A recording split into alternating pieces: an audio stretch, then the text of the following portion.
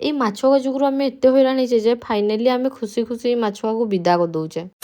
ତ କିସ ହେଲା ନା ମାଛ ଆମର ଏତେ ବଡ଼ ହେଇଯାଇଛନ୍ ଯେ ଫିସ୍ ଟ୍ୟାଙ୍କଟା ବି ସାନ ପଡୁଛି। ଆଉ ଗୋଟେ ମାଛଟା ଏତେ ବଦମାସ ଯେ ସେ ଆଉ ଗୋଟେ ମାଛଟାର ଲାଞ୍ଜ କାମୁଡ଼ି କାମୁଡ଼ି ଖଣ୍ଡି ଦେଇଛି ପୁରାପୁରି। ସେଥିପାଇଁ ଆଜି ଆମେ ଡିସିସନ ନେଲେ ଯେ ଏମାନଙ୍କୁ ଯାଇକି ଆଜି କାଡେ ନା କାଡେ ଦୋକାନରେ ପଚାରି ପଚାରିକି ଦେଇଦେବା। ଆଉ ଆମେ ଏଇ ଦୋକାନଟାରେ ବୁଝିଲା ପରେ ସେମାନେ କହିଲେ ହଁ ନେଇନେବେ ବୋଲି ମାଛ, ଆଉ ତା ବଦଳ ଆମକୁ ମାଛ ଛୋଟ ଛୋଟ ଦେଇଦେବେ। ସେଥିପାଇଁ ଆମେ ଏଇଠିକୁ ପଳେଇ ଆଇଲେ ଚେଞ୍ଜ କରିବା ପାଇଁ। ଆଉ ସେଠି ଏତେ ତ ଅପସନ ଥିଲାନି, ହେନେ ବି ଜାଗା ଥିଲା, ସେଇଠୁ ଆମେ ଗୋଟେ ଗୋଟେ କରିକି ବାଛିକି ନେଇ ଆଇଲେ। ଆଉ ଏଇ ମାଛଟା ବି ଆମେ ନେଇକି ଆସିଛେ। ଆଉ ଆମର ଏଇ ବଡ଼ ବଡ଼ ମାଛଗା ଯେ ବୁଲୁଛନ୍ ନା ସେଇଟା ଆମର ମାଛଗା। ଆଉ ଏଇ ଯେ ଗୋଲ୍ଡ ଫିଶଟା ବୁଲୁଛି ନା ସେଇଟାକୁ ନା ଗୋଟେ କଳା କଲର ମାଛଟା କାମୁଡ଼ି କାମୁଡ଼ି ଖାଇଯାଇଥିଲା। ସେଥିପାଇଁ ନା ଆମେ ଦେଇଦେଲେ ଯେତେ ଜଲ୍ଦି ପାରିଲେ। ସେଠି ଦୋକାନରେ କାମ ସରିଲା ପରେ ଆମେ ପଳେଇ ଆଇଲେ ବାହାରକୁ। ଟିକେ ଏଠି ପ୍ଲାନିଂ କରୁଥିଲେ ଟିକେ କ୍ୟାଡେ ବୁଲତେ ଯିବା କି ପାଇଁ କି ରଥ ମେଳାଟା ସାଇଡରେ ବସିଛି ନା, ଆଉ ଟିକେ ନ ଗନେ ବୁଲତେ। ସେମାନେ ଆଗରେ ପଳେଇ ଆସିଥିଲେ ମେଳା ଭିତରକୁ, ଆଉ ଦିଦି ମୁଁ ପଛରେ ଆସୁଥିଲେ ବେଗ ଧରିକିନା। ଆଉ ମେଳା ଭିତରକୁ ଆସିଛେ ମାନେ ତ ଗୋଟେ କାରଣରୁ ଲଙ୍କା ଚପ ଆଉ କୋବି ଚପ ଏଇଗା ସବୁ ଖାଇବା ପାଇଁ। ଆମେ ଖାଇ ଖୁଆ ସାରିକି ସାଙ୍ଗେ ସାଙ୍ଗେ ଘରକୁ ପଳେଇ ଆଇଲେ। ଆଉ ମାଛ